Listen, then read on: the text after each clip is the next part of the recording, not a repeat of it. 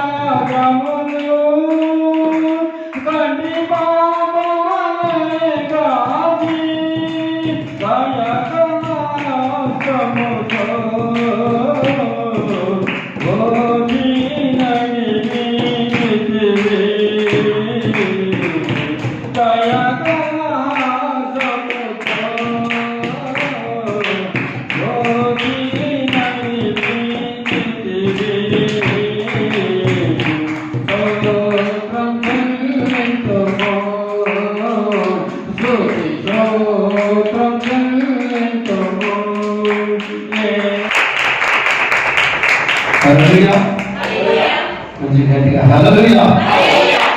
కరెక్ట్గా 11 కాలం సమయం. ముఖ్యంగా దేవుడు ఈ రోజు మనకు బహుమానం ఇచ్చాడంటే కేవలం ఆయన కృప మాత్రమే. ఎంతో మందికి ఈరోజు చూసే భాగ్యము లేదు కదా. అక్కడ ఒక ఆయన చనిపోయినాడు, రాత్రి రోజు చూసినాడు. వాళ్ళ భార్య ఏమో కదా. మేము 2005వ సంవత్సరం ఈ ఊరికి వచ్చినప్పుడు మొట్టమొదట ఫోన్ చేసిన గృహం హల్లెలూయా. ఆ గృహంలోనే మేము మొదటి రోజు వచ్చి సిఎస్ఐ సంఘంలో నేను క్యాటరింగ్స్కి వచ్చినప్పుడు 2006వ సంవత్సరం ఆ గృహం మమ్మల్ని ఆహ్వానించి మాకు ఆదించవచ్చు. రాత్రి నేను ఆ గురువు చూస్తానే ఒక నిమిషం నా తల వచ్చి ప్రార్థన చేసుకుని, ప్రభా ఇలాంటి బిడ్డలు మీరు త్వరగా తీసుకుంటారు. ఎవరు త్వరగా దేవుని దగ్గరికి వెళ్తారు తెలుసా? ఇత్తనాల గింజలు అంటే ఏమో తెలుసా? తెలుసా తెలియదా? మీకు అనేక భాషలు విని కొంచెం కన్ఫ్యూజ్ అవుతారు కదా. మీ సంఘానికి వచ్చిన భాషలు ఏ చర్చిలో ఉండవు, ఏ సంఘానికి ఉండవు కదా. చాలా అదృష్టవంతులు మీరు. అందులో నా సారు మీకు దొరకడం ఇంకా అదృష్టం. నేను చాలా సంతోషపడ్డా. గేట్ దగ్గరికి వస్తానే జ్యోతిర్మయుడా నా ప్రాణ పీడ పాట వింటానే ఎవరబ్బా పాడుతున్నది. ఇంకా సార్ కూడా ఆయనతో పాస్టర్తో వెళ్ళింటాడు అనుకున్నా, కానీ సార్ నా మధ్యలో ఉన్నాడు. అలాగే నా ప్రియ ఆత్మీయ బిడ్డ, మేము నడిపించిన బిడ్డ ఉండడం కూడా చాలా సంతోషం. అలాగే వెనక ఒక బిడ్డ వచ్చాను కదా, చేయి పైకి లక్ష్మి.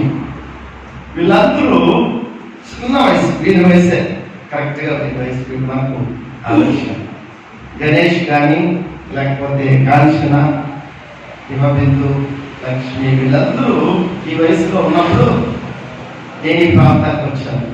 ఈ ప్రాంతానికి వచ్చి దేవుడి వాక్యాన్ని ప్రకటించాను. అప్పుడు దేవుడు నాకు చెప్పిన మాట ఏంటంటే, సిఎస్ఐ సంఘంలో నేను ఉన్నప్పుడు చాలా బాధపడేవాడిని, ఏడ్చేవాడిని. ఎందుకు ఏడ్చేవాడిని అంటే, అక్కడ ఒక ఆమె, ఆయన పేరేమో మనకు తెలియదు కానీ పుష్పరాజు అనుకుంటా, పుష్పరాజు భార్య ధనమయమ్మ కదా. ఆమె నేను ఇద్దరం కలిసి సేవకు వచ్చేవాళ్ళము. వచ్చినప్పుడు నేను ఏడ్చేవాడిని. ఎందుకు ఏడ్చేవాడు మీరేమన్నా కొంచెం ఆలోచన చేస్తుంటారా? ఎందుకు ఏడ్చింటాడు ఒక సేవకుడు? సేవకులతో వచ్చిన ఆమె బలిపీఠం మీద కూర్చొని ఒక వేసుకుంటుంది. అవునా? ఆమె గద్దిస్తే పెద్ద గద్దించలేదు. యేసు ప్రభువుకి చెప్పి ఏడ్చేవాడిని, ప్రభా నీ చిత్తం అయితే ఇలాంటి సహవాసం నాకు వద్దయ్యా. 200 సంవత్సరాలు కష్టపడి సిఎస్ఐలో క్యాటగిస్ట్గా పనిచేశారు. అప్పటికే నాకు చాలా భారం అయిపోయింది. ఎందుకో తెలుసా? ఈ సంఘాల్లో రాజకీయాలు ఎక్కువ, సేవకు వాడపడలేము.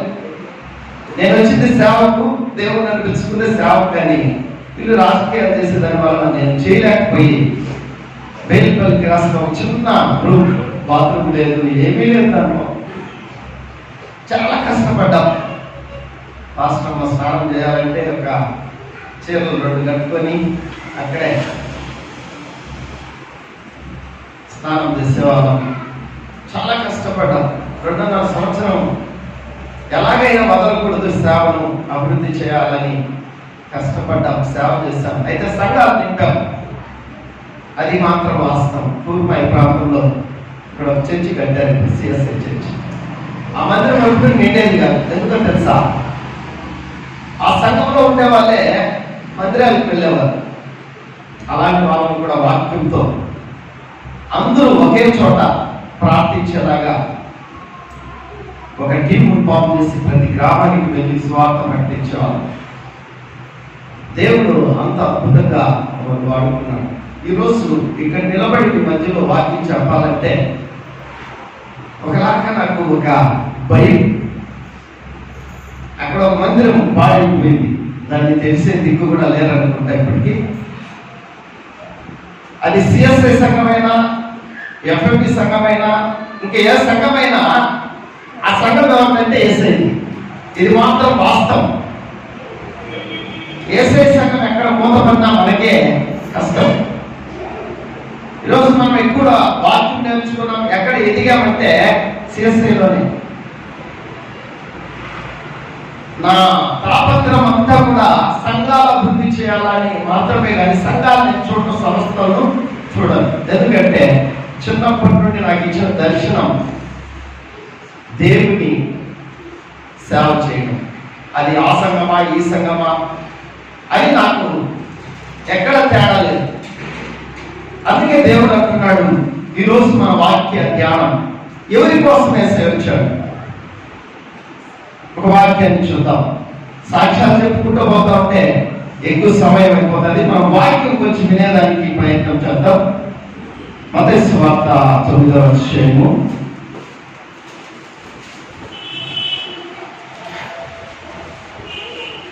ఈ వాక్యంలో మనము స్పష్టంగా నేర్చుకోవాల్సిన చాలా అంశాలు ఉన్నాయి కనుక కొన్ని మనం ధ్యానించి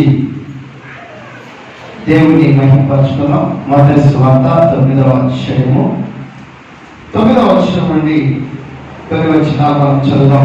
13వ వచనం వరకు. యేసు అక్కడి నుండి వెలుచు సుంకపు మెట్టు వద్ద కూర్చుని ఉన్న మత్తయి అను ఒక మనుషుని చూసి నన్ను వెంబడించమని అతనితో చెప్పగా అతడు లేచి ఆయనను వెంబడించాడు. ఇంటిలో భోజనములకు యేసు కూర్చుని ఉండగా ఇదిగో సుంకరులు, పాపులను అనేకులు వచ్చి ఆయన శిష్యుల యొద్దను కూర్చుని.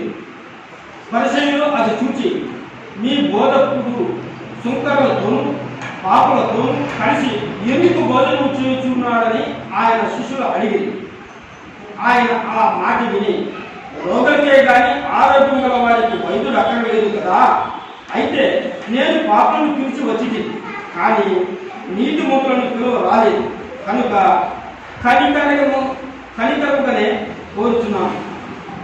కానీ వరిని కోరను అను వాక్య భావం ఏమిటో మీరు వెళ్ళి నేర్చుకోవడానికి చెప్పాను.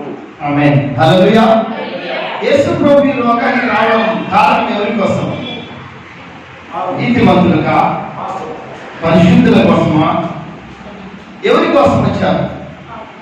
పాపులను వెతికి రక్షించడానికి యేసు స్వామి లోకానికి వచ్చారు. అయితే కొంతమంది శాస్త్రులు, పరిచయులు అడుగుతున్నారు, ఈయన యేసు ప్రభు గొప్పవాడి కదా, పరిశుద్ధుడి కదా, ఎవరితో కూర్చోవాలి భోజనానికి?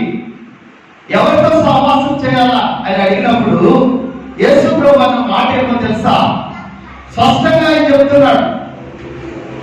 అక్కడ కొంచెం ఉపమాన రీతిగా చెప్పినట్టు మనకు అనిపిస్తుంది. 12వ వచనంలో ఆయన ఆ మాట విని రోగులకే కానీ ఆరోగ్యము గల వారికి వైద్యుడు అక్కరలేదు. అవునండి, ఈరోజు రోగం లేని వాళ్ళకు డాక్టర్ అవసరం లేదు. ఆనందంగా ఉండే వాళ్ళకు డాక్టర్ అవసరం లేదు. వ్యాధితో బాధతో కృంగిపోయిన వాళ్ళకు డాక్టర్ అవసరం. మానసిక వ్యాధులతో ఉన్నారు చాలా మంది, తీరని జబ్బులతో ఉన్నారు చాలా మంది. జబ్బు దేంతో వస్తుంది? జబ్బు ఊరికి రాదండి. మనం తాగే నీళ్ళలోనూ, మనం తినే తిండిలోనూ, లేకపోతే మనం జీవించే జీవితంలోనూ వ్యాధి వస్తూ ఉందనుకోవడం పొరపాటు.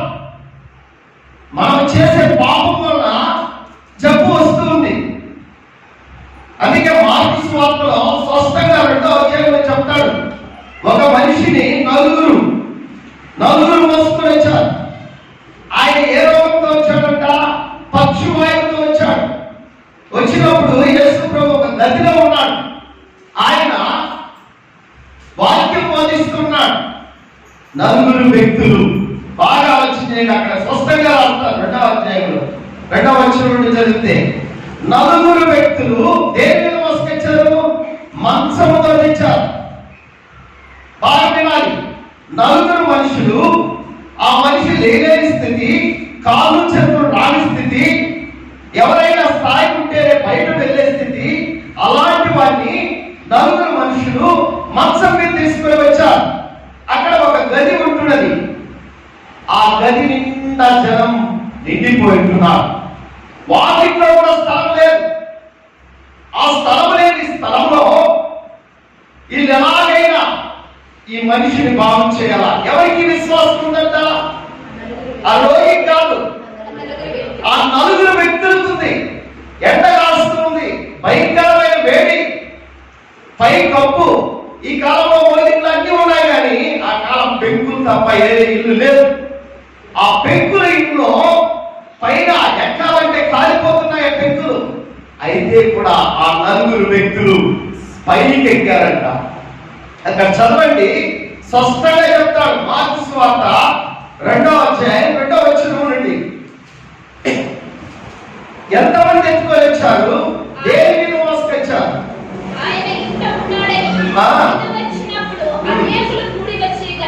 కనుక వాకిటనైనా వారికి స్థలం లేదు కనుక ఆయన వారికి వాక్యము బోధించుచుండగా కొందరు పక్షవాయువు గల ఒక మనిషిని నలుగురి చేత మోయించుకొని ఆయన యొద్దకు తీసుకుని వచ్చి, చాలా మంది కూడి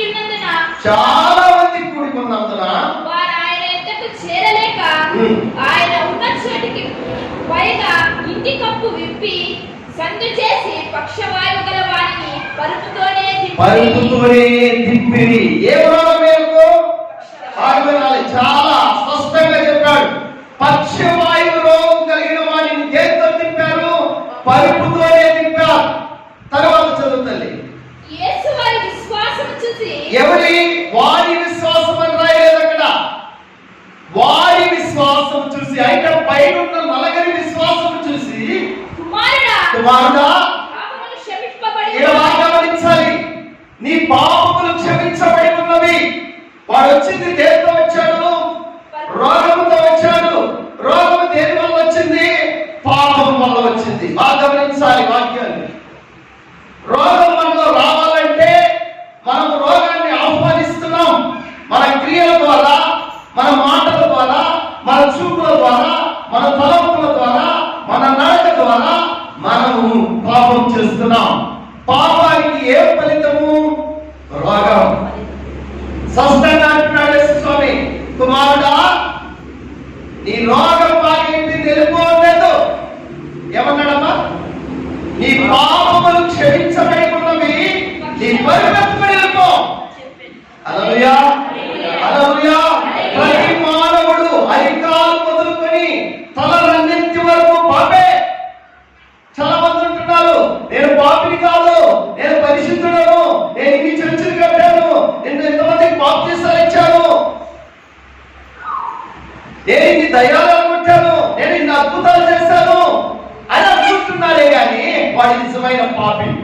దేవుని ప్రీతులు. మొదటి యోహానులో చెప్తాడు, రే జాగ్రత్తగా మాట్లాడండి అంటాడు. మొదటి యోహాను రాసిన పత్రిక 1వ అధ్యాయము 7వ వచనం ఒకసారి చదువుతుంది. 7, 8, 9 అక్కడ రాస్తాడు, నువ్వెవడైనా పాపము లేదని చెప్పినావంటే నువ్వు అబద్ధికుడు. ఈరోజు చాలా మంది అంటున్నాడు, నా సంఘం పరిశుద్ధ సంఘం, నా సంఘానికి వస్తే చాలు నువ్వు పరలోకానికి వెళ్తావు, నా సంఘానికి వస్తే నీకు రోగాలు బాగైతాయి, నా సంఘానికి వస్తే నీ గర్భం వస్తుంది, నీ సంఘానికి వస్తే నీ వ్యాధులు బాగైపోతాయి. నా సంఘంలో పరిశుద్ధత ఉంది అక్కడ. ఏముంది సంఘం? చదువుతాను.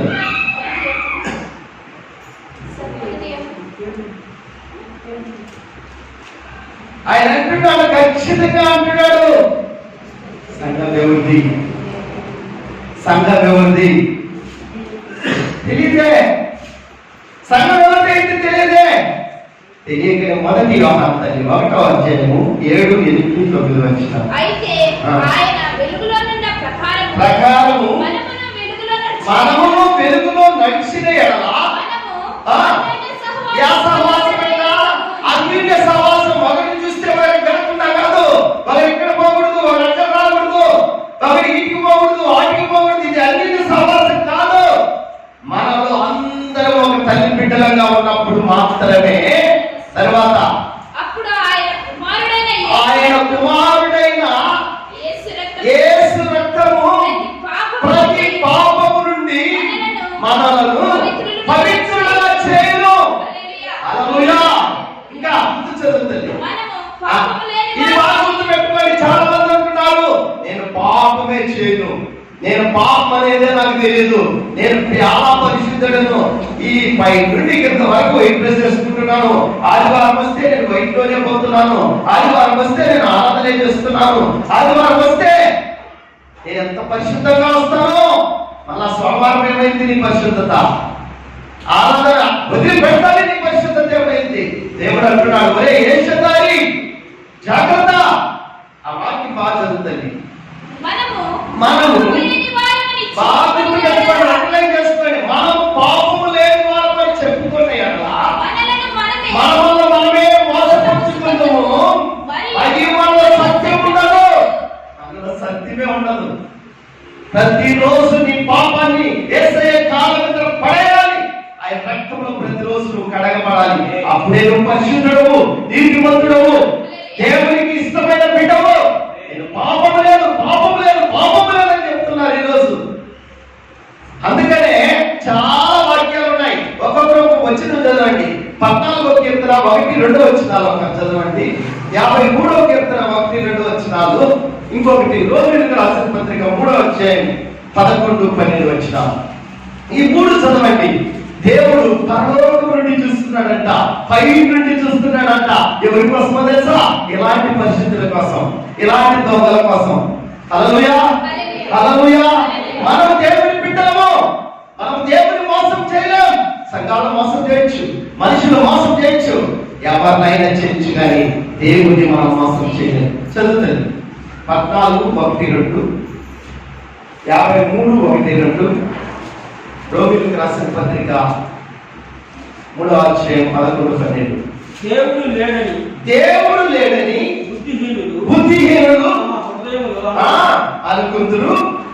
వారు చెడిపోయిన వాళ్ళు, అసహ్య కార్యములు చేసేవాళ్ళు, మేలు చేయవాడు ఒక్కడును లేడు. వివేకము కలిగి దేవుని వెతుకువాడు కలయేమో అని యెహోవా ఆకాశం నుండి నరులను పరీక్షించగా వారందరూ బొత్తిగా చెడిపోయినోళ్ళంట. మళ్ళా మేలు చేసేవాడు ఒక్కడు కూడా లేడు, దేవుని వెతికేవాడు ఒక్కడు కూడా లేడు. తర్వాత 53లో కూడా అదే వాక్యమే. కీర్తనలు 53, 1, 2లో కూడా అదే వాక్యం. చదవండి. దేవుడు లేడని బుద్ధిహీనులు, వారు చెడిపోయిన వాళ్ళు, అసహ్య కార్యములు చేయవాడు, దేవుడు చేయవాడు ఒక్కడు కూడా లేడు.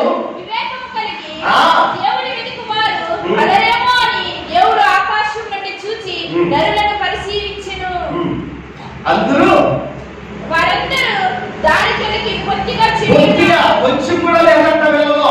ఒకడును తప్పకుండా అక్కడ కూడా తప్పకుండా అందరూ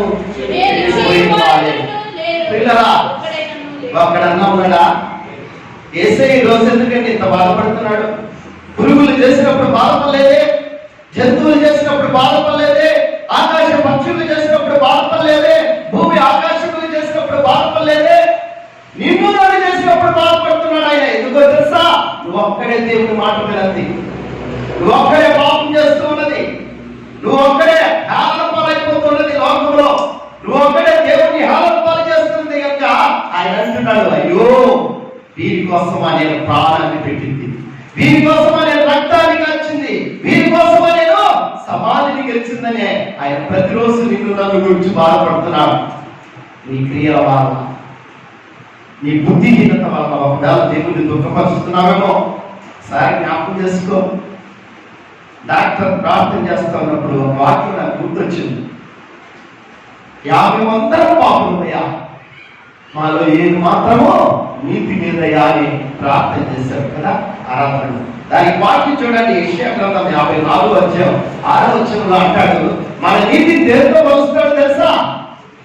మురికి గుడ్డ ఉందండి, మురికి గుడ్డ. ఈ తలసట్టు ఏదైనా నల్లగా పెట్టుకున్నది అనుకోండి, నల్లగా అయిపోతుంది.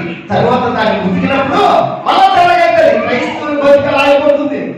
చర్చికి వచ్చినప్పుడు మాత్రం తెల్లగా ఉంటాడు, ఇంటికి పోతే మాత్రం నల్లగా అయిపోతాడు కదా. చర్చిలో ఉన్నంటే ముగ్గుతే పిల్లలాగా ఉంటాడు, ఇంటికి పోయినప్పుడు ఇంకో పిల్లలాగా ఉంటాడు. ఏం పిల్లది?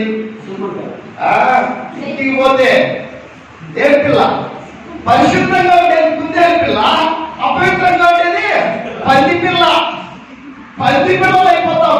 ఎవడ మొగ్గుందో అడిగి పరిగెత్తాం, ఎవడ పాపందో అడిగి పరిగెత్తాం, ఎవడ అన్యాయం ఉందో అడిగి పరిగెత్తాం, ఎవడ అపవిత్రత ఉందో అడిగి పరిగెత్తాం. అయితే దేవుడు అంటున్నాడు, నిన్ను పరిశుద్ధంగా చూడడానికి నేను రక్తం కార్చింది, నేను పరిశుద్ధంగా చేయాలన్న ప్రాణమే పెట్టాడయ్యా. నువ్వు ఇంకా అపవిత్రుడిగా ఉంటే అయ్యో అంటున్నాడు.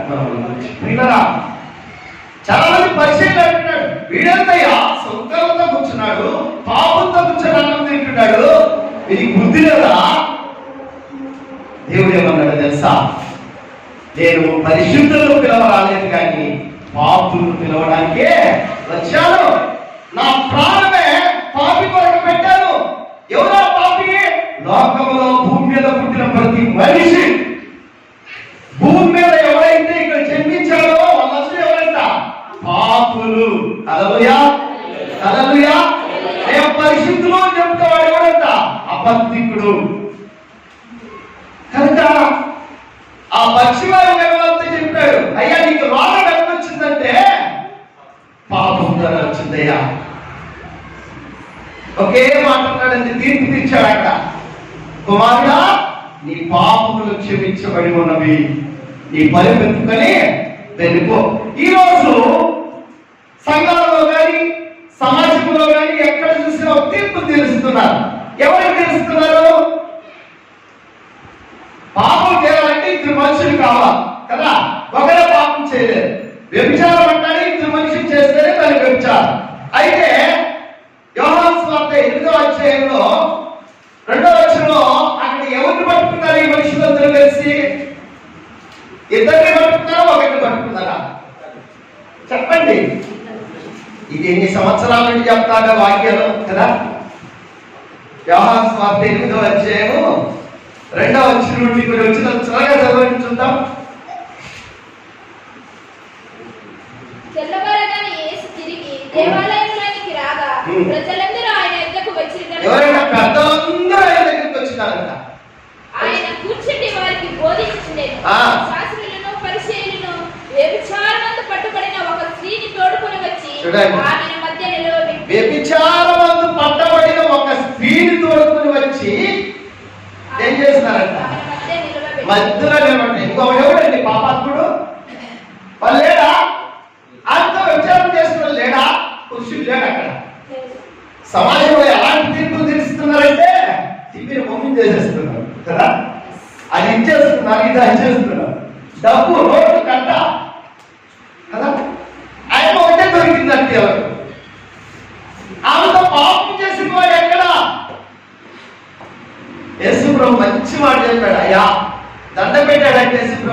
అడిగి, అయ్యా పెద్దలారా మీరందరూ మంచోళ్ళే, మీరు పరిశుద్ధులే, నీతిమంతులే, నేను ఒప్పుకుంటున్నాను. కానీ ఈ అమ్మ ఒకటే పాపం చేసింది కదయ్యా, మీరు పాపాత్ములు కాదు కదా, పరిశుద్ధులు కదా, అయితే నేను ఒక పని చేస్తాను. 7వ వచనం చదువుతుంది. నేను ఒక పని చేస్తాను అని చెప్పి ఏం చేశాడంట? ఆయన తల ఎత్తి చూచి, ఎట్లంట? తల ఎత్తి చూసి, అబ్బా ఎంత మంచి మాట చూడండి, మీలో పాపం చేయని వాడు ఎవడో ఆమె మీద రాయి వేయచ్చు అని చెప్పినాడంట. చెప్పేమన్నాడంట, మళ్ళా వంగి నేల మీద వేలుతో రాస్తా ఉన్నాడంట. అప్పుడు అయిపోయింది అయ్యారు. ఏమైంది?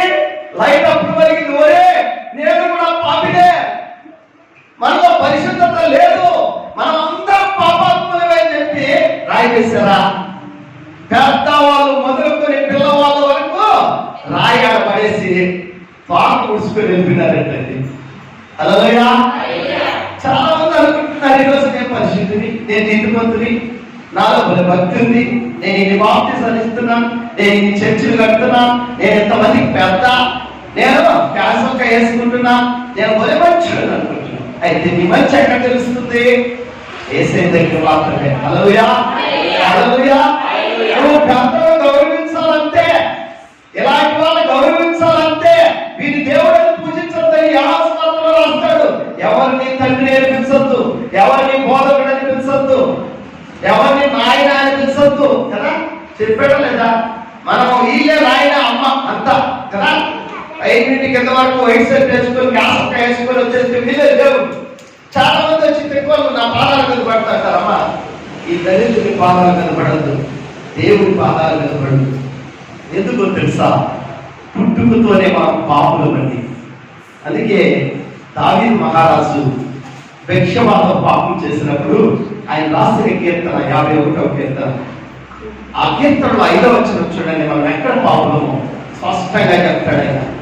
అయ్యా నేను నా తల్లి గర్భంలో బిడ్డగా ఉన్నప్పుడే నేను పాపిని. ఎక్కడ మనం పాపులమంట? మన తల్లి గర్భంలో పిండమే పాపంతో పడిందండి. పరిశుద్ధులని చెప్తున్నాం, నీతివంతులని చెప్తున్నాం కదా. నేను పాపంలోనే పుట్టిన వాళ్ళను, పాపంలోనే నా తల్లి నన్ను గర్భము ధరించును. ఎంత గొప్ప ప్రార్థన తెలుసా? ఈరోజు పాపం చేయని వాడు ఎవడన్నా ఉన్నాడా అంటే అక్కడ ఉండలేడు. రోమిలికి రాసిన పత్రిక చదవాలని 3వ అధ్యాయం 11వ వచనం. అక్కడ ఇంకా నీతిమంతుడు లేడు, ఒక్కడు లేడు. చూడండి ఎంత గొప్పగా వాక్యాలు ఉన్నాయి తెలుసా? ఇవన్నీ చెప్పరు. ఒక ఆమె నడు మొగిపోయిందంట, ఆయన బాగా చేసినారు, నీ నడు మొగిపోయింది నిన్ను బాగా చేస్తారు అని చెప్పింది కదా. నీ నడు అట్లే ఉంటుంది, మొగిపోతుంది, ఇంకా కొంచెం మంచి చేస్తారు వీళ్ళు కావాలంటే. దయచేసి నేను చెప్తున్నాను, వాక్యం ఉన్నది ప్రకటించడానికి దేవుడు మనలో ఎన్నుకున్నాడు. ఇక్కడ ఎవరు నిలబడినా ఈ క్యాసొక్క వేసుకున్నాడే కాదు. దయచేసి నేను చెప్తున్నాను, నీకు బల్లారాజు ఇవ్వాలని ఈ క్యాసొక్క ఇలాగా వచ్చేసింది.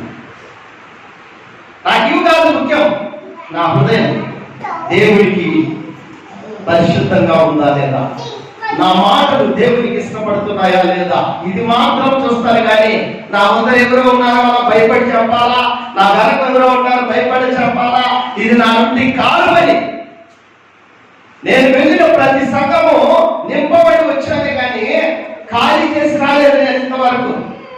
అది మీ అందరికీ తెలుసు, కొంతమందికి నా సంఘాలు ఎలా ఉంటాయి కదా. ఎందుకు చెప్తున్నానంటే నా కష్టం అలా ఉంటుంది, నా తపన అలా ఉంటుంది, నా ప్రయాణం అలా ఉంటుంది, నా ప్రయాస అలా ఉంటుంది. పోయిన సోమవారం, మంగళవారం, బుధవారము నేను వదిలి వచ్చిన సంఘానికి పోయినా. మొట్టమొదట నేను చేసి వదిలి వచ్చిన సంఘానికి, పాఠం సంఘానికి పోతే ఖాళీ అయిపోయింది సంఘం అంతా. ఆ సంఘాన్ని మన జాతీయ సార్ మళ్ళా తీసుకున్నాడు పాపం. ఆయన రిటైర్డ్ అయిపోయి కూడా ఆ సంఘాలు పాడైపోయినాయని తిరిగి మళ్ళా జామశ్రీ ఫీల్డ్కి వచ్చి ఆయన రెడీ చేస్తున్నాడు. ఎలాగో తెలుసా? ఇక్కడ వస్తారు చూడండి, కొంతమంది కూర్చొని కన్సల్ట్ చేసుకొని మాట్లాడుతుంటారు. వెళ్ళాలి వీళ్ళంతా నటన కాదు, ఎక్కడ వచ్చి వాళ్ళకి నటన ఎక్కువ. నా మాట మిమ్మల్ని బాధపరుస్తున్నాయేమో కానీ నా హృదయంలో అర్థం అవుతుంది. ఒక తల్లి బిడ్డలు కనేటప్పుడు ఎంత వేదన పడుతుందో ఎవరికి తెలుస్తుంది ఆ వేదన? కానీ తల్లికి మాత్రమే తెలుస్తుంది, కానీ వేరే వాళ్ళకి తెలియదండి. ఆ నొప్పి, ఆ బాధ అలా ఉంది నాకైతే. నేను పోయిన ప్రతి గ్రామంలో నన్ను అత్తుకొని ఏడుస్తూ ఉంటే నా విశ్వాసులు భయంకరంగా ఏడ్చారు. అయ్యో పాస్టర్, మీరు వారం వారం మా దగ్గరికి వచ్చేవాళ్ళు, మా బాధలన్నీ తీర్చేవాళ్ళు, మా కష్టాలు తీర్చేవాళ్ళు, మా కోసం కన్నీరు కాల్చేవాళ్ళు, మాతో పండుకునేవాళ్ళు, మాతో తినేవాళ్ళు, మాతో ఉండేవాళ్ళయ్యా. ఇప్పుడు అలాంటి సేవకు కనపడలేదయ్యా, మమ్మల్ని వదిలేస్తున్నారయ్యా. అందుకే మేము కూడా విగ్రహాలకు వెళ్ళిపోతారండి చాలా మంది. బాధ అయ్యి నేను తిరిగి వాక్యం చెప్పి ప్రార్థన చేసినప్పుడు మళ్ళీ మేము చర్చికి వెళ్తాం. ఇప్పుడు 20-25 మంది మళ్ళా పోతూ ఉన్నారు. ఆ చర్చిలు నిండిపోతాయి. ఎందుకో తెలుసా? నేను పడిన ప్రయాస ఊరికి వ్యర్థమో ప్రభువునందు కాదండి. ఎందుకు చెప్తున్నానంటే చాలా బాధ అనిపించింది. జాగ్రత్త సార్ అయితే నన్ను చూసి కళ్ళలో నిలబెట్టుకుంటున్నాడు. ఎందుకో తెలుసా? నువ్వు ఇంత గొప్ప సేవ చేశావు, కానీ ముందు వచ్చిన వాళ్ళు నేను నాశనం చేశారు. మూలకు తీసుకుపోయాం. అసలు గుంటలు పడిపోయే దారులు, అలాంటి దారిలో కూడా మాతో పాటు ఎలా వచ్చాడంటే తెలుసా? ఈ బాప్తిసం రిజిస్టర్ ఉంటారు కదా, ఈ తప్పు లేక రాసుకొని ఇచ్చిన బాప్తిసం రిజిస్టర్, ఈ రిజిస్టర్ లో ఉండే పేర్లన్నీ ప్రింట్ తీసుకున్నాడు. ఏ ఊర్లో ఎంతమందికి ఇచ్చినారని ప్రింట్ తీసుకొని ఊరు తిరిగాం. అయితే ఆ మనుషులు కొంతమంది చనిపోయారు, ఉన్న వాళ్ళు మేము తిరిగి వస్తాం. ఎంత గొప్ప సంతోషమో తెలుసా? ఇలాంటిదండి సేవ. ఎవరైనా తిరిగే వాళ్ళు ఉన్నారా ఇప్పుడు? ఈ బాప్తిసం లిస్ట్ పెట్టుకొని ఊరు తిరిగి అందరినీ వెతికాడు. అలాంటి గొప్ప సేవకుడు ఈ చిత్తూరు దేశమంతా కూడా తిరిగి 29 సంఘాలు కట్టి అనేక మంది దేవుని దగ్గరికి నడిపించిన ఆ బిడ్డ ఈరోజు రిటైర్డ్ అయిపోతే కూడా ఆ దాహము పోలేదండి. అలాంటి సేవకులు కావాలి దేవునికి. అలాంటప్పుగా వచ్చి ఏదో కొంచెం మన ఇష్టానుసారంగా వాక్యాలు చెప్పి వెళ్ళిపోతే దేవుడు మెచ్చుకోడు. నేను ఈరోజు చెప్తున్నాను, 2005 సంవత్సరంలో ఎలాగైతే ఈ ప్రాంతానికి వచ్చానో ఇప్పుడు కూడా అదే దాహంతోనే తిరుగుతున్నాను. ముసలిమడుగులు ఎవరు లేరు, ఇద్దరు వచ్చేవాళ్ళు పాపం. ఇప్పుడు కనీసం 20 మంది దాకా దేవుడు నడిపించుకున్నాడు. హల్లెలూయా. దేవుడు నడిపించుకున్నాడు, నేను కాదు. ఎందుకు ఇదన్నీ బాధపడుతున్నానంటే మనం దేవుని రక్తంలో కడగబడిన బిడ్డలు. దేవుడు మన కోసం తన ప్రాణాన్ని ఇచ్చాడు. మనం సంఘాల వైపు చూడకూడదు. దయచేసి మీకు చెప్తున్నా, సంస్థల వైపు చూడొద్దండి, సేవకుల వైపు చూడొద్దండి. ఈ రోజు ఉంటాం, రేపు ఇంకో ప్రాంతానికి వెళ్తా ఉంటాం. మీరు చూడాల్సింది ఎవరి వైపు అంటే నీ కోసం ప్రాణం పెట్టి సమాధిని ఖాళీ చేసిన దేవుని వైపు. నువ్వు ఎక్కడ ఉన్నావు? నువ్వు ఈరోజు ఉద్యోగం ఎక్కడ చేస్తావు? రేపు ఇంకొక ఊరికి పోవచ్చు. ఎక్కడ వెళ్ళినా యేసు ప్రభు అక్కడ ఉంటాడు. హల్లెలూయా. ఏడుండే యేసయ్యే అక్కడికి వస్తాడు. ఎందుకు వస్తాడంట ఆయన? చెప్పండి, ఆయన ఎవరంట? ఆత్మ. ఇంతకుముందు ఎలా వచ్చాడు ఆయన? శరీరరీతిగా వచ్చాడు. శరీరరీతిగా వచ్చినప్పుడు మనందరం కలిసి చంపేశాం. ఇప్పుడు ఎలా వచ్చాడంట? నీకు దొరకకుండా వచ్చాడు. నీకు దొరికితే మళ్ళా చంపేస్తావు. హల్లెలూయా. మనకు దొరికితే మళ్ళా సినిమా వేస్తామని ఆయన ఇప్పుడు ఎలా వచ్చాడంట? ఆత్మస్వరూపుడుగా వచ్చాడు. నువ్వు ఎక్కడ కూర్చుంటే అక్కడ కూర్చుంటాడు, నువ్వు ఎక్కడ పండుకుంటే అక్కడ పండుకుంటాడు. ఆయనే పరిశుద్ధ ఆత్మదేవుడు. పిల్లల పరిశుద్ధ ఆత్మదేవుడు నీతో నాతో ఉన్నాడు. నువ్వెవరి వైపు చూడదు. ఇంగ్లీష్లో చెప్పినా ఒకే వాక్యమే, హిందీలో చెప్పినా ఒకే వాక్యమే, కన్నడలో చెప్పినా ఒకే వాక్యమే. అంతేనా? మారుతుంది ఏమన్నా భాష? ఈ పరిశుద్ధ గ్రంథం ఎప్పటికీ మారదండి. ఇది మారదు. దేవుడు మారడు. మారుతా ఉండేది మనుషులే, మనమే. కనుక దయచేసి చాలా వాక్యాలు ఉన్నాయి. ఎన్ని వాక్యాలు చెప్పినా ఒక వాక్యమే మనకు పనిచేసింది కదా. అంతేనా? ఒకసారి సైనికులు కాలుస్తూ ఉంటారు, ఎన్నో పక్కకి వెళ్ళిపోతూ ఉంటాయి. ఒకటే నీ శత్రువు పడాల్సింది ఒకే ఒక టూట కదా. ఆ టూట పడిందంటే వాడు గొప్ప కూలిపోతాడు. ఆ టూట ఏమంటారు? దేవుని వాక్యం. హల్లెలూయా. ఒక వాక్యం చాలు మనకి ఈరోజు. ఆ ఒకే ఒక వాక్యాన్ని పట్టుకొని మనం ప్రార్థన చేయాలి. ఆవులు మనం వదిలినప్పుడు ఏం చేస్తాయి తెలుసా? అవి కసుపు ఏరుంటే అది ఏం చేస్తాయి? పట్ట పట్ట పట్ట అని కొరుకుతాయి కదా, కొరికి సంచికి పోసేస్తాయి. పోసేసి మళ్ళీ ఏం చేస్తాయి? ఇంటికి నెమరేస్తాయి. క్రైస్తవులు వచ్చేయా నెమరేసే క్రైస్తవులే కనపడలే కదా, తినేసే క్రైస్తవులు కనపడుతున్నారు, నెమరేసే క్రైస్తవులు కనపడలేదు. నీ పేరు ఏంటన్నా? గురుస్వామి, గురే కదా, నేను మర్చిపోవాలి అదే పేరు. ఆయన ఏదో చిన్న పెద్దతో చిన్న దాంతో రాసుకున్నట్టున్నాడు కదా, రాస్తున్నావా? చూస్తా ఉన్నా, గమనిస్తా ఉన్నా. నెమరేసే వాళ్ళు అట్టుంటారు, రాసుకొని మళ్ళీ ఇంటికి పోయి చదువుతారు. నెమరే వాళ్ళు ఏమంటారు? నాకు అంతా తెలుసులే, బైబులే నా సకల అవుతులే, నా దేవుడు ఏం చేయలేరులే కదా. రాయాలండి, మనము కష్టపడి మేము బోధిస్తున్నాం కదా, మీరేం చేస్తారండి? రాసుకొని ఇంటికి పోయిన తర్వాత ఈ ఆదివారం ఈ వాక్యం చెప్పినాడయ్యా, ఈ వాక్యాన్ని మళ్ళా ఒకసారి మనము చూద్దాము. నేను ఇన్ని వచ్చినా చెప్పినా మీరు దక్కన చేయగలరా? ఏదన్నా తెలియదు కదా, అది రాసుకోంటే చేయొచ్చు. దేవుడు ఎవరి కోసం వచ్చాడంటే పాపిని వెతికి రక్షించాడు. ఈరోజు చాలా మంది అనుకుంటున్నాను నేను పరిశుద్ధుని, నేను నీతిమంతుని, నేను మంచుని. అయితే దేవుడు చెప్తున్నాడు ఏ ఒక్కరు లేరు, అందరూ పాపులే. ఆయన సర్టిఫికేట్ ఇచ్చేసినట్టు అందరూ పాపాత్ములే. యేసు ప్రభు చనిపోయేటప్పుడు ఎంతమందిని సిలువేశారు? యేసు ప్రభుతో ఇద్దరు వేస్తున్నారు కదా. చాలా మంది పరిశుద్ధులు ఇలాంటి వాళ్ళు చెప్తారు, కుడి వైపు ఉన్న వాడిని, ఎడమ వైపు ఉన్న వాడిని. నిజమే. ఎవరిని దేవుడు రక్షించినాడు?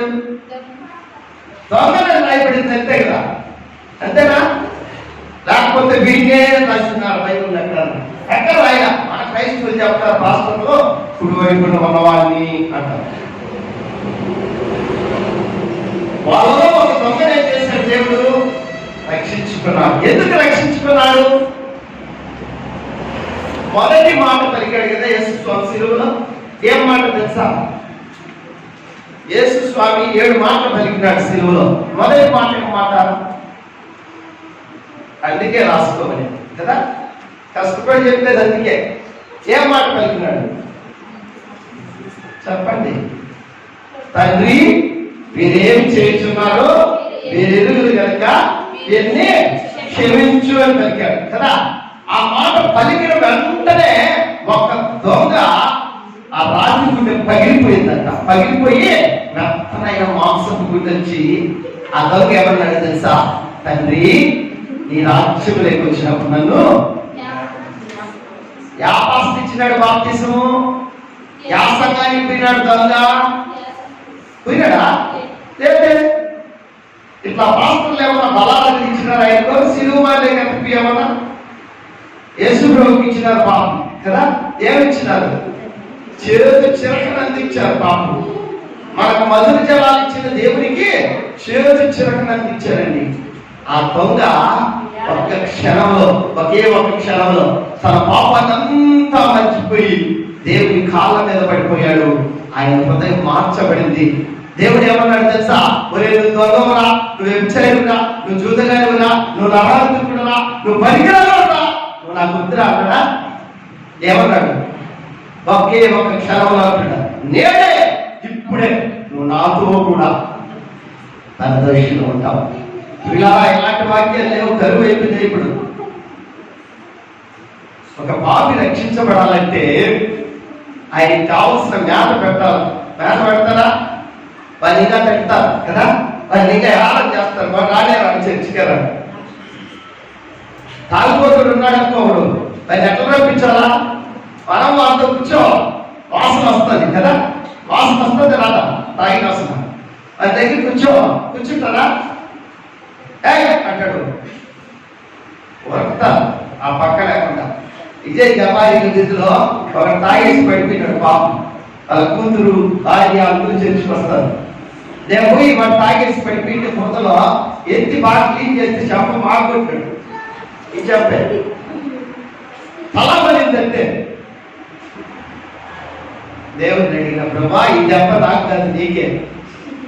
ఇది నాకు తండ్రి నీకే. వాడు పడి ఉన్న స్థలం ఏదంటే బుద్ధలో పడిపోయినాడు, సైడ్ కాలంలో పడిపోయినాడు. అయ్యా వాడిని లేవనెత్తినాడు తండ్రి. వాడిని బాగు చేసుకుంటే పని నేనే అంటే వాళ్ళు లేచుకుంటా అనుకోని కొట్టేసి, అయ్యి పాస్టర్ నువ్వా?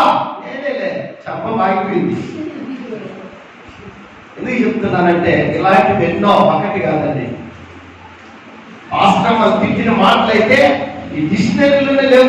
ఆ టాయిట్ తిట్టిన కరపత్రిక ఇస్తా ఉంది. ఆ వారంలో చచ్చిపోయినాడు తిట్టాడు. వారంలో చచ్చిపోయే పాపం ఎవరో తెలుసా? ఆయన రిటైర్డ్ హెడ్ మాస్టర్. ఊర్లో పోయినాం, డాక్టర్ కూతురు మేము చాలా అంతగతిలో పోయి కరపత్రికలు ఇస్తా ఉంటాము. చాలా చెత్త మాటలు, చండాలమైన మాటలు తిట్టేస్తారు.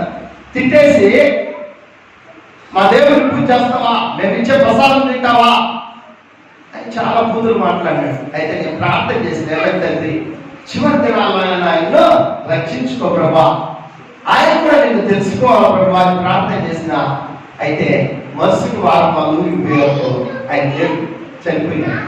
వాళ్ళ ఊరు అందరూ అన్నారు వీనికి బట్టి గర్వము వాడు చచ్చినాడు.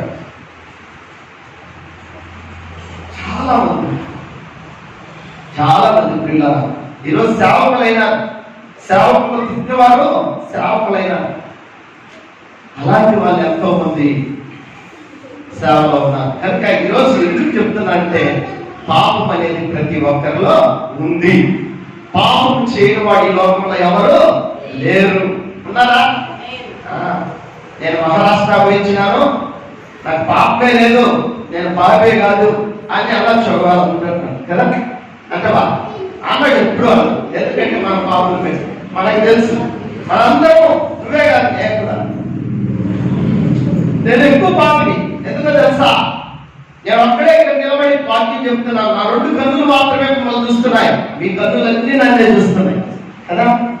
మీరంతా నా మీద ఉంటారు. అందుకే యేసయ్య అంటున్నాడు, నేను లోక పాపములు మోసుకొని పోయే దేవుడి గొర్రెపిల్ల ఆయన. ఈరోజు ఈ సంఘం ఎంత పాపంలో ఉందో, శాపంలో ఉందో, ఇవన్నిటికీ బాధ్యత ఎవరంటే సంఘ కాపరి. అనుకుంటారేమో నాకేం పని లేదులే, అవన్నీ వీళ్ళ మీద ఉంటాయి, సంఘ కాపరి మీద ఉంటాయి కదా. మీ ఊరుకు పలానా రోజు నేను వస్తానని తెలిస్తే మీ బాధలన్నీ నాకు చెప్పేసిస్తారు. చెప్తారా చెప్పరా గురుస్వామి? పాస్టర్ మా ఇంట్లో ఈ సమస్య ఉంది, మా కుటుంబంలో ఈ సమస్య ఉంది అని చెప్తారా చెప్పరా? నేను కానీ ప్రార్థన చేయకుండా కొరకు తీసి నిద్రపోయినానుకో ఆ సమస్యలన్నీ నాకు వస్తాయి. తెలుసా మీకు? నేను ఒక దైవం మీద, ఒక దైవం పట్టిన వాళ్ళ మీద చేసి ప్రార్థన చేసినాను అనుకో, ఆ దైవం నన్ను కొట్టేసి మళ్ళీ పోతాను. ఇవన్నీ రహస్యాలు. ఆ పాస్టర్ చెప్పలేదు, నేను చెప్తున్నాను. దయ్యాల దగ్గరికి ప్రార్థన చేసేటప్పుడు ఒక సామాన్యంగా పోవు. ఆ శక్తి మన మీదకి ప్రభావం చూపించిన తర్వాత అది పారిపోతుంది. చాలా మంది అనుకుంటున్నారు, ప్రేమైన దేవుని బిడ్డలారా, మనమందరము పాపుల కోసము ఆ పరిశుద్ధుడైన దేవుడు ఈ లోకానికి వచ్చి నీ కోసం నా కోసం ఆయన రక్తాన్ని కార్చి ప్రాణాలు అర్పించాడు, సమాధిని ఖాళీ చేశాడు. ఇంకా మనం నమ్మకుండా, ఇంకా మనం ఆయన ఏడిపిస్తూ, ఇంకా మనం ఆయన సిలువు వేస్తూ ఉంటే దేవుడు అంటున్నాడు, నేను త్వరగా వస్తాను, వారి క్రియలను బట్టి వారికి ప్రతిఫలం ఇస్తాను. లెక్క రాసేసింటాడండి. మన లెక్క అంతా ఉంటుంది ఆయన దగ్గర. మనం ఒకరోజు ఆయన లెక్క అడిగినప్పుడు చెప్పాలా ఉందా? చాలా మంది కనపాల ఈరోజు కదా, చాలా మంది కనపాల. పాత బిడ్డలు ఎవరు? చాలా మంది కనపాల ఇక్కడ. ఎందుకో తెలుసా? పాపంలో శాపంలో పడి కనకలాడుతున్నారు. నేను మనందరికి ఒక రోజు చెప్పాను, మనీనే కదా నీ తమ్ముడు ముద్రమయ్య, నీ తమ్ముడి పేరు మనీనే కదా. ఆయన చెప్పారు 2 ఏళ్ళ సందులో బీడి పెట్టుకొని పెరగతా ఉంటే ఆయన ఒకరోజు పాపం నేను పట్టుకొని పీడిస్తుంది ఆయన, తనకలాడతావు. ఇదే చెప్పారు. ఇదే చర్చ్ దగ్గర, ఇక్కడ ఆ మామ దగ్గరే. చాలా కష్టం, జాగ్రత్త. పాస్టర్ చేస్తారని, పాస్టర్ చూస్తాడని బీడి చేస్తూ వెళ్ళిపోయచ్చు. పెద్ద పాస్టర్ ఉన్నదయ్యా, నీకోసం ప్రాణం పెట్టిన పాస్టర్, ఆయన చూస్తాడని మర్చిపోద్దయ్యా. ఈరోజు ఎన్ని కష్టాలు పడుతున్నాడు తెలుసా? ఎంతమంది నొప్పిస్తున్నాడో తెలుసా? ఎంతమంది బాధ పెడుతున్నాడో తెలుసా? ఎంతమంది కునుకు లేకుండా చేస్తున్నాడో తెలుసా? ఆయన కారణం ఎవరు? కారణం ఎవరండి? ఆయనే. నేను పాపం చేస్తే నేనే. చాలా బాధ అయింది. నిన్న మొదట ఫోన్ చేసింది, నిన్నే ఫోన్ చేసినాను. ఈ తమ్ముడు చాలా బాధగా ఉన్నాడు, ఏమన్నా పంపించినవా లేదంటే, నా దగ్గర ఉన్నంత ఇచ్చినాను పాస్టర్, చాలు. మన దగ్గర ఏముంటే ఆయన కర్మ, ఆయన పాపిని మనము కడదలే కదా, మన తప్పుడే కదా. ఖచ్చితంగా గుర్తు పెట్టుకోండి, ఎవరైనా సహాయం మన చేతినైనంత మనం చేయాలి. అప్పుడే మనం దేవుని బిడ్డలు అనిపించుకుంటాం. కనుక అప్పుడు మేము దేవుని బిడ్డలారా, పాపం లేదు అని చెప్పిన ఎడల మనం ఎవరంట? అబద్ధికులం. గుర్తుపెట్టుకోండి, వచ్చిన గుర్తుపెట్టుకోండి.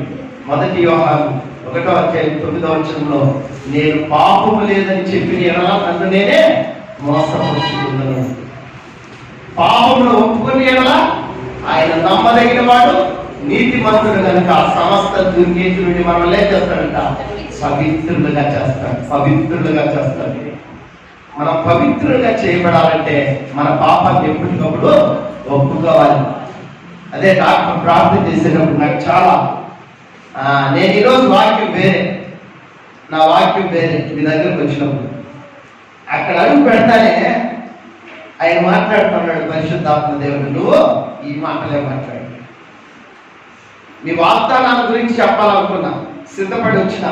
ఇక్కడ వాగ్దానాల గురించి రాసిన, దేవుడు కూడా వేసిన, రెడీ చేసి పెట్టి వచ్చిన దేవుని వాగ్దానం గురించి. అయితే దేవుడు అదేమొద్దు, నా బిడ్డ ఒక ఆయన ఏడుస్తూ ఉంటాడు చూడు ఆరాధనలో, దాని గురించి చెప్పుకున్నాడు. దానికి ఎవరో ప్రిపేర్ కావాలా, రాసుకోవాలా? ఎవరు అందించేది? ఆయన అందిస్తాడండి, ఆయన అందిస్తాడు. ఇంకెన్ని వాక్యాలన్నీ చెప్పచ్చు, ఇదేం అవసరం లే. ఎందుకో తెలుసా? పరిశుద్ధ ఆత్మదేవుడు మనకున్నప్పుడు మనకు కావాల్సినవన్నీ అందిస్తూ ఉంటాడు. కనుక దయచేసి ఈరోజు మనం దేవుడికి సమర్పించుకున్నాం, మనం బలలో చేయలేకపోతున్నాం. ఆయన అప్పగింపబడిన రోజు ఏం చేశాడు? ఆయన ఏం చేసి ఇచ్చాడు? బలారాజు శిష్యుల పాదాలు కడిగి బలలో చేయి వేపించాడు. మనం కడగతామా? సంవత్సరానికి ఒకసారైనా కడగతారు మీ పాస్టర్లు? కడగతారా? నేను ప్రతి సంఘంలో కడగతా. నేనున్న సంఘాల్లో వాళ్ళ పాదాలు కడగది నేను బలారన్నా ఇవ్వను. అంటే ప్రతి వారం కాదు, ప్రతి నెల కాదు, ఒక్కసారి సంవత్సరంలో ఒక్క రోజు ఆయన అప్పగింపబడిన రోజు. గుడ్ ఫ్రైడే ఎప్పుడు వస్తుంది? శుక్రవారం వస్తుంది కదా. దేశవారం నైటు ఆ ఆరాధన మనకి ఎప్పుడు ఉంటుంది. కనుక దయచేసి అందరూ లేచి నిలబడదాం. ప్రార్థన చేస్తుండగా మనం దేవునికి సమర్పించుకున్నాం. మనం బలలో చేయి వేయడానికి మన పాపాలను మనం ఒప్పుకొని దేవుని పాదాల సన్నిధిలో పడి, ప్రభువా నన్ను క్షమించు, నేను పాపిని ప్రభువా. అవునయ్యా, నువ్వు అంటున్నావు ఈ లోకంలో ఎవరు పరిశుద్ధులు లేరు, ఒక్కరు లేరని. నిజమే ప్రభువా, మేమందరం మా చూపులతో, మా మాటలతో, మా హృదయంతో, మా తలంపులతో ప్రతిరోజు పాపం చేస్తున్నాం, నిన్ను నొప్పిస్తున్నాం. అయితే ఈ పరిశుద్ధ దినంలో మీ సన్నిధికి వచ్చి మమ్మల్ని మేము నీకు సమర్పించుకుంటున్నాం. మమ్మల్ని క్షమించి ప్రభువా అని ప్రార్థన చేద్దాం. ఖచ్చితంగా దేవుడు మనల్ని క్షమించి మన పాప శాపం నుండి మనం విడిపించడానికి ఆయన శరీరాన్ని, ఆయన రక్తాన్ని మనం తీసుకోబోతున్నాం. కనుక ప్రార్థనతో మనం ఈ కార్యాన్ని జరిగించుకున్నాం. దేవుడు మన మధ్యలో ఉంటున్నాడు, పరిశుద్ధ ఆత్మదేవుడు మన మధ్యలో ఉంటున్నాడు. కనుక ప్రార్థన చేద్దాం. ప్రార్థన చేస్తూ మనం సిద్ధపరచుకుందాం దేవుని సన్నిధికి.